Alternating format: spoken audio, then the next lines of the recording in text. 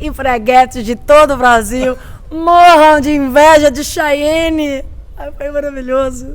Foi maravilhoso. Começa agora mais um Cine Vitor, hoje uma edição muito especial, porque temos uma convidada muito especial, que já passou aqui pelo Cine Vitor, mas hoje a gente está num clima teatro, né? Lá atrás temos uma coisa escrito Virgínia. O que é Virgínia na sua vida? Virginia Woolf, a peça que eu escrevi sobre a Virgínia, meu primeiro monólogo, que está aqui em Natal, nesse teatro esplêndido Alberto Maranhão. Olha que beleza. Eu estou aqui com o Vitor, que é um companheiro de viagem nessa jornada, nesta turnê nordestina de Virgínia.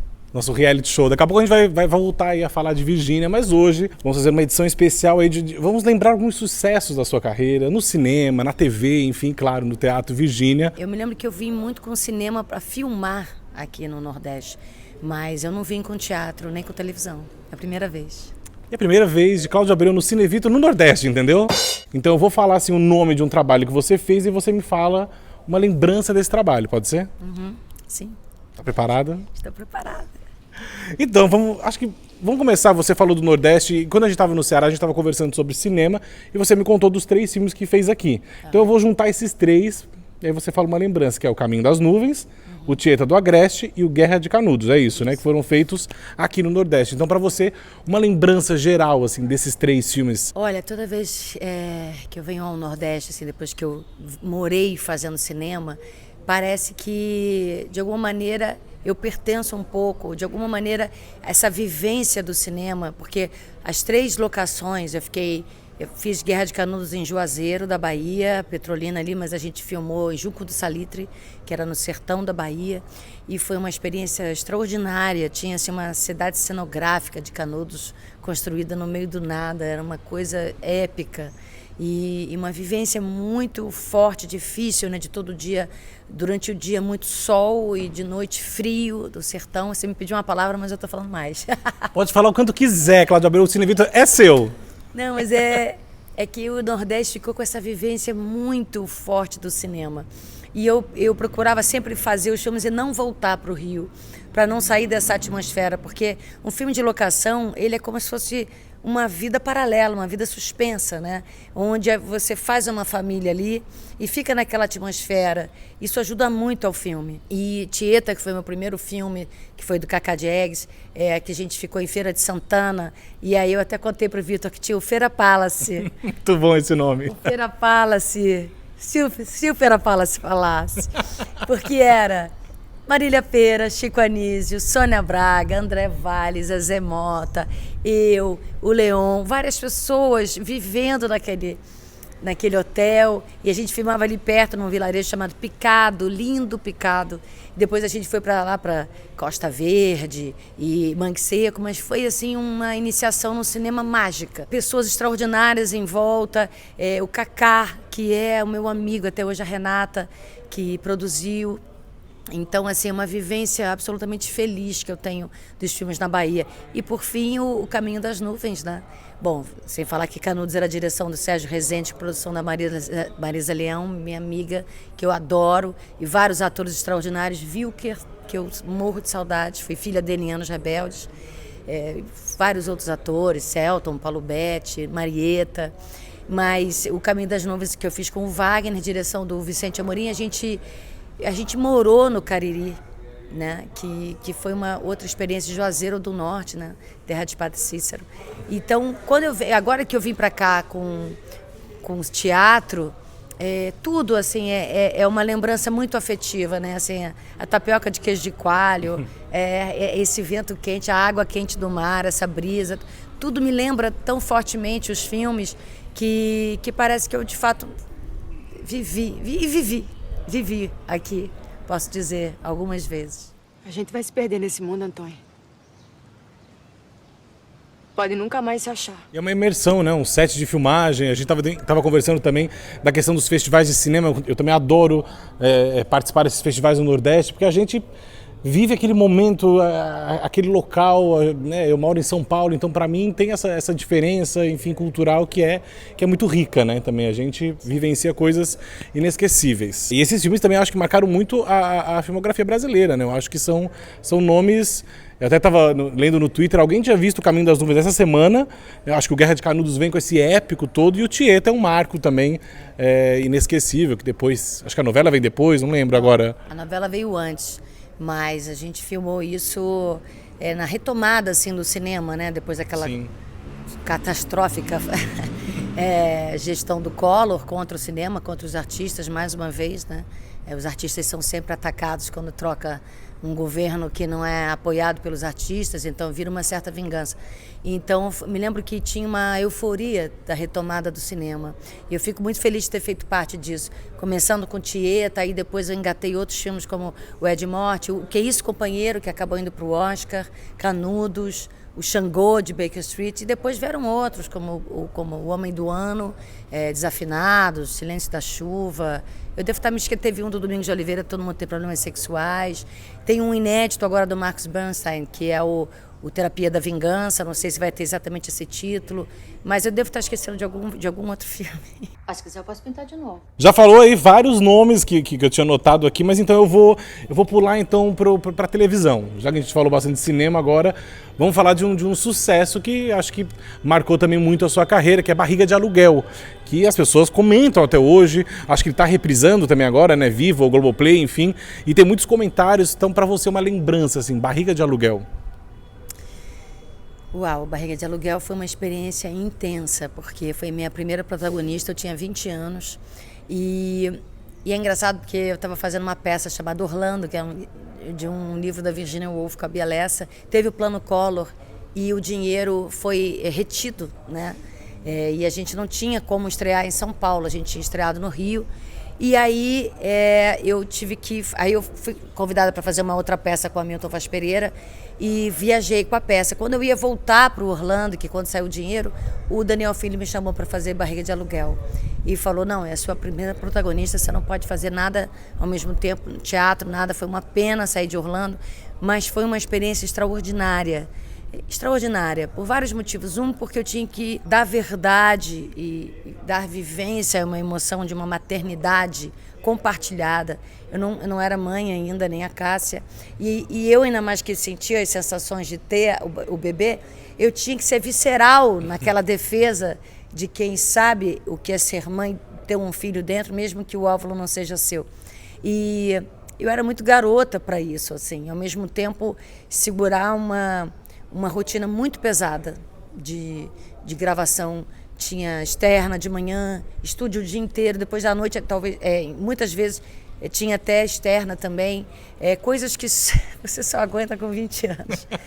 Mas eu me lembro que foi uma experiência muito forte, assim, de ser logo exigida num lugar assim, de muita responsabilidade, de ter um volume muito grande de cenas com uma carga emocional muito forte, e fazer uma Glória Pérez, que realmente é uma gênia, né?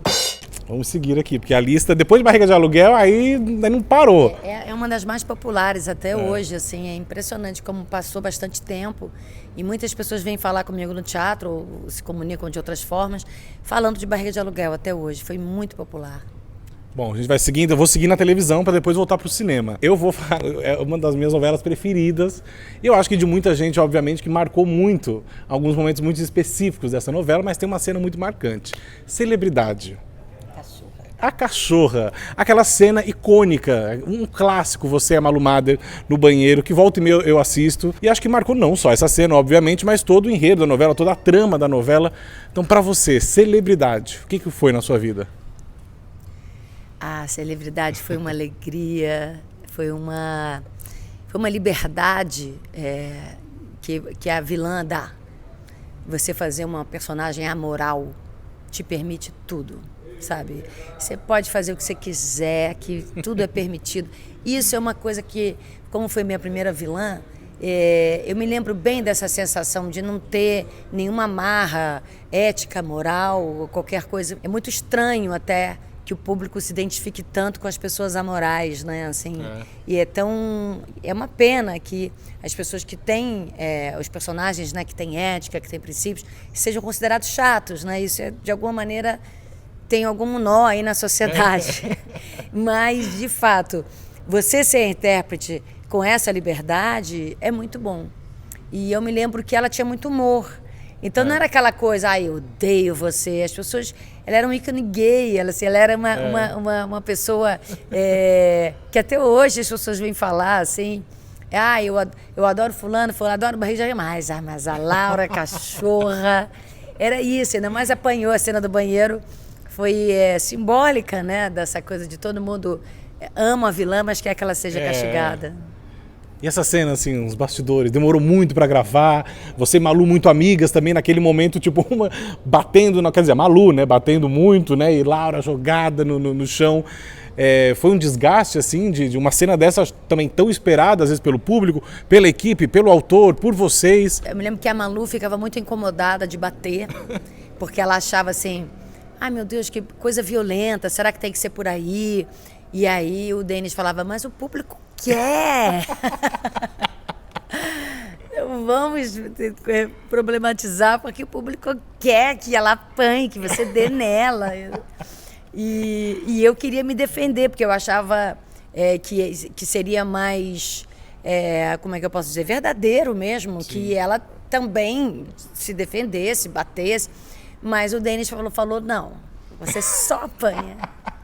O público quer que você só apanhe.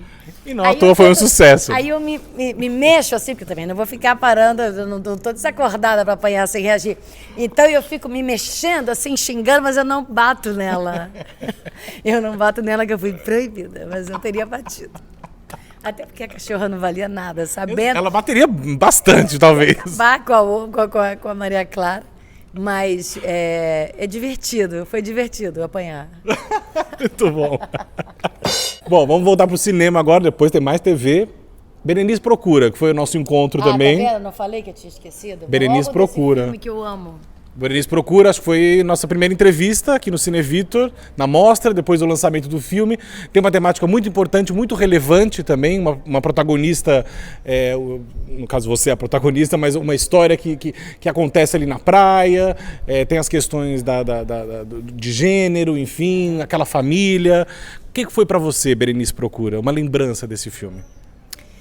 Bom, em primeiro lugar, eu aceitei esse filme sem nem ler, porque o Alan Fitterman, que é meu grande amigo, é uma pessoa talentosíssima, engraçada, e tem um bom gosto enorme, talentoso. E quando ele, no meu aniversário, na cozinha da minha casa, falou, queria te chamar para o meu filme, e é assim, assim, assim a história, eu falei, já topei. Já quero. Já quero. Primeiro porque falava de um assunto muito importante, que é transfobia, que é mudança de gênero, que é uma família disfuncional, por conta de um casamento infeliz, que as pessoas se aturam e que existe uma grande mentira naquele casamento e que o transfóbico, eu não vou dar spoiler, né? O transfóbico muitas vezes tem suas questões mais profundas, a questão de aceitar um filho que é gay ou que está em dúvida do seu próprio gênero. São muitas questões importantes ali. E a violência, né? A violência da transfobia. Acho que isso é importantíssimo ser falado. E, além de tudo, era um livro do Garcia Rosa, brilhante, e que eu não poderia deixar de fazer, com meu amigo Alan. Tem uma lista enorme, mas a gente vai, né? Porque daqui a pouco o Cláudio também começa a sua preparação aqui para o Virgínia. Hoje é a última sessão aqui em Natal, mas depois a gente vai voltar para o Nordeste, enfim. Aí vai ter outro Cinevita. Aí eu faço a segunda parte. Tá bom. Porque aqui Sou Eu, tem Anos Rebeldes, enfim, tem muita coisa aqui, mas eu vou voltar agora para uma TV e depois eu encerro com esse momento especial que estamos aqui. Outra novela muito marcante, eu acho, também na história do Brasil, enfim, mais recente também, Cheias de Charme. Sim. Claro. E, inclusive estamos aqui, Titina Medeiros estava por aqui também, que foi a sua parceira nessa novela, que foi um sucesso também absurdo, uma novela das 7. Chayenne era um acontecimento, até hoje, né? Porque hoje ainda é meme, as coisas aparecem na internet, as pessoas lembram das empreguetes, da música, é muito marcante, a abertura também da Gabi Amarantos, enfim. O que foi Cheias de Charme para você?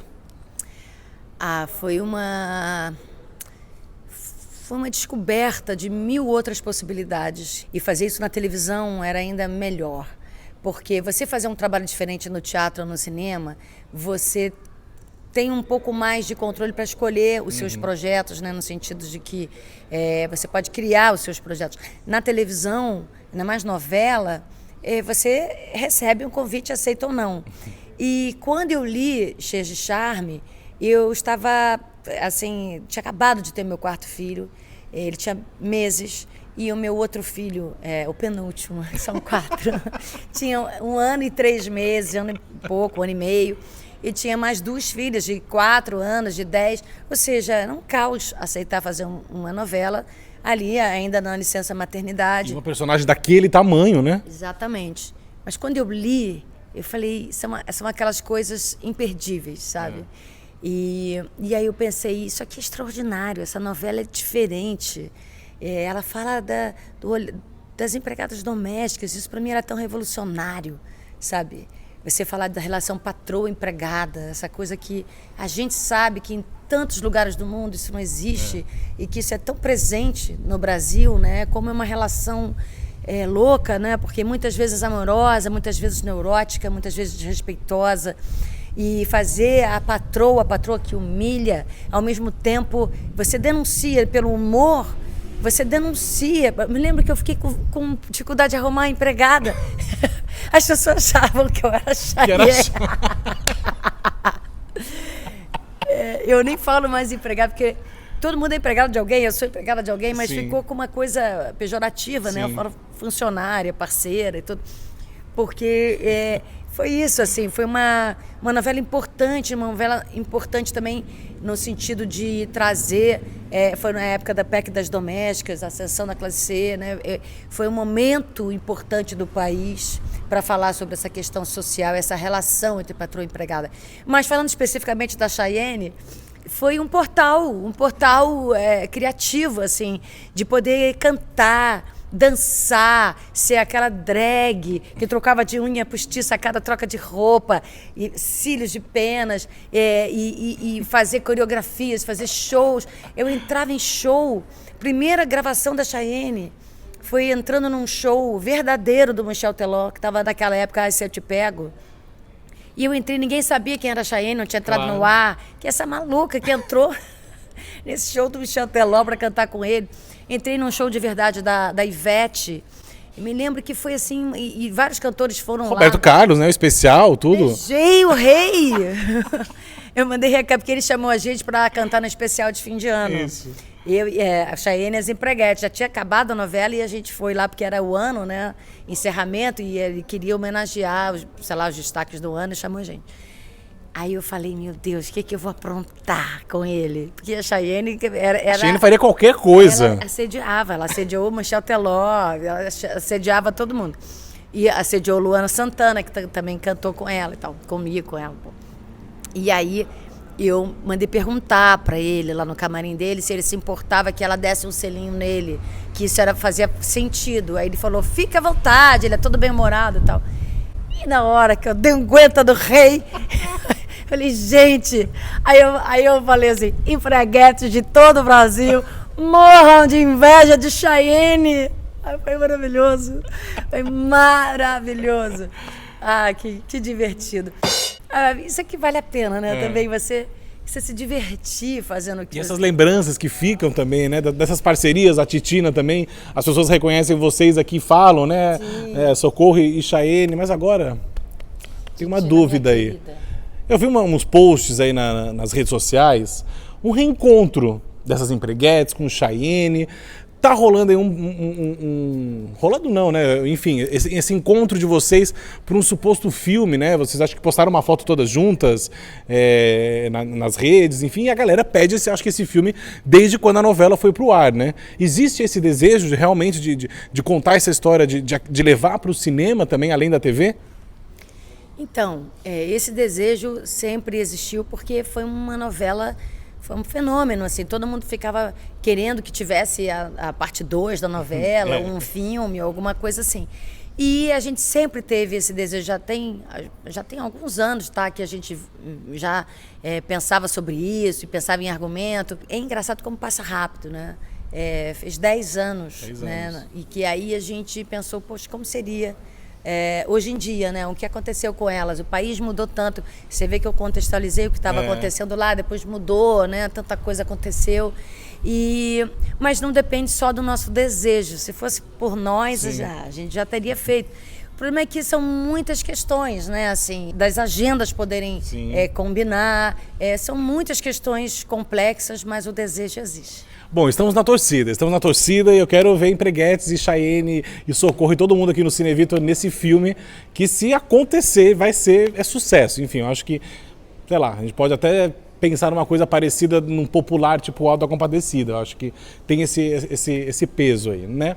Então, como a gente falou no começo do programa aqui, Virgínia, estamos nessa mini turnê no Nordeste ainda, quem sabe a gente se encontra em outros estados, outras cidades, com Virgínia, que é essa potência em cena do seu texto, seu primeiro monólogo. Você escreveu, você pensou muito tempo para isso, né? E Virgínia já está na tua vida aí há muito tempo, já lá no começo da sua carreira, né? Olha as voltas que o mundo dá, né? Hoje, chegando aí, você traz a Virgínia, que é um acontecimento também em cena, assim. Eu ontem, assistindo aqui a primeira sessão em Natal, ficava arrepiado em vários momentos. Isso que eu já vi várias vezes, viu? Eu posso até substituir. Cláudia Abreu no palco.